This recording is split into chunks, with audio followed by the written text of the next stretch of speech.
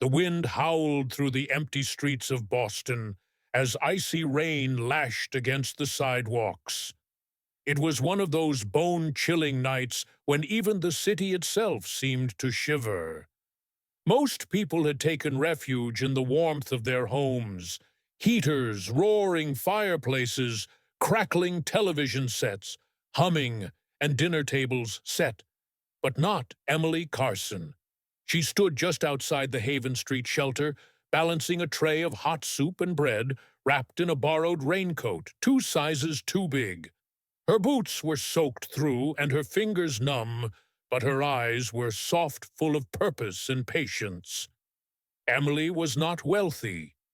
She worked part-time as a librarian at the South End branch and volunteered at the shelter every evening. Her life had been anything but easy since her mother passed away 2 winters ago from a sudden illness. Emily was left with memories, a rent-controlled apartment, stacks of library books, and a heart stitched together by compassion. She had no car and often walked to the shelter in weather like this. When people asked her why she did it, she would always say the same thing: because someone needs to. As she turned back toward the warm glow of the shelter door, a flicker of movement caught her eye. Down the sidewalk, half obscured by the shadows of a crumbling awning, sat a figure hunched low against the wall. The person was shaking violently, soaking wet, and wearing layers of mismatched clothing that clung to him like a second skin. Emily paused, then stepped slowly toward him. "Sir," she called softly, unsure if he was asleep or conscious. "Hey, you okay?" The man did not answer. He merely trembled. His head bowed low under a mop of wet hair. His beard was thick and frosted. His shoulders slumped. Emily crouched beside him and offered the tray. "It's hot." "You need it. Please take it." The man looked up, his eyes sunken and glassy. With trembling fingers, he took the cup of soup and held it close as though it were fire itself. He did not speak. "Come inside," she urged gently. "You'll freeze out here. I can help you." He tried to rise, but collapsed again as his knees buckled. Emily moved closer, looped her arm under his, and tried to lift. He was heavy, much heavier than she was, but she managed through sheer will and stubborn kindness. Step by step, she helped him through the door of the shelter. The warmth hit them like a wave, and volunteers rushed over to help. Within minutes, the man was wrapped in blankets, handed fresh clothes, and given a seat beside the heater. Emily stayed with him, watching as he ate in slow, deliberate bites. His fingers shook with each movement, but his eyes began to settle.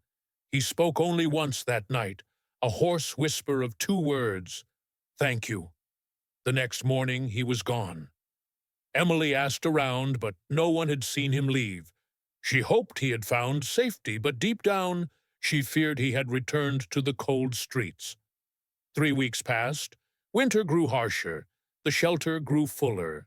Emily kept showing up every night, carrying hope in her heart and soup in her hands. Then, one Friday evening, the shelter buzzed with strange activity. Black SUVs idled outside the curb, and sharply dressed men in suits were speaking with the shelter director in hushed tones. Emily was in the kitchen, scrubbing trays, when one of the volunteers called her name. "Miss Carson! Someone is asking for you." She dried her hands and stepped out into the lobby, stopping dead when she saw him.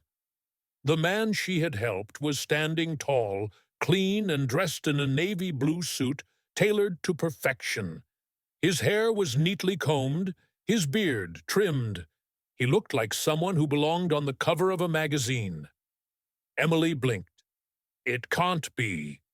He stepped forward and offered a smile. "You helped me when I was broken, when I had nothing, when I looked like a ghost, and you never asked who I was."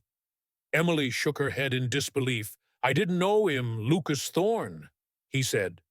"You might know the name Thorne Tech." Her eyes widened. Everyone knew the name Thorne Tech. It was one of the biggest tech companies in the country, and Lucas Thorne was its elusive CEO worth billions and known for avoiding the spotlight. "I go undercover every winter," he explained softly. "I leave everything behind and try to understand what it's like to have no name, no power, no protection. I need to see the world as it really is, not as a billionaire, but as a man. And this year I met you." Emily stood frozen, her heart pounding. "You reminded me what kindness is, what it looks like when someone sees another soul in pain and simply acts not for reward, not for recognition, but because it's right." He turned to the crowd now gathered behind them. "As of today, I'm donating $50 million to create new shelters across the country, designed with dignity and care. Every shelter will carry a name on the door." Emily's haven gasps rippled through the room. Emily covered her mouth, tears filling her eyes. Lucas continued, "And there's more. I want you to lead this initiative. Run the team. Help design and manage these shelters. You already know what people need. Your heart has already proven that I don't know what to say," she whispered. "Say yes," he replied, smiling.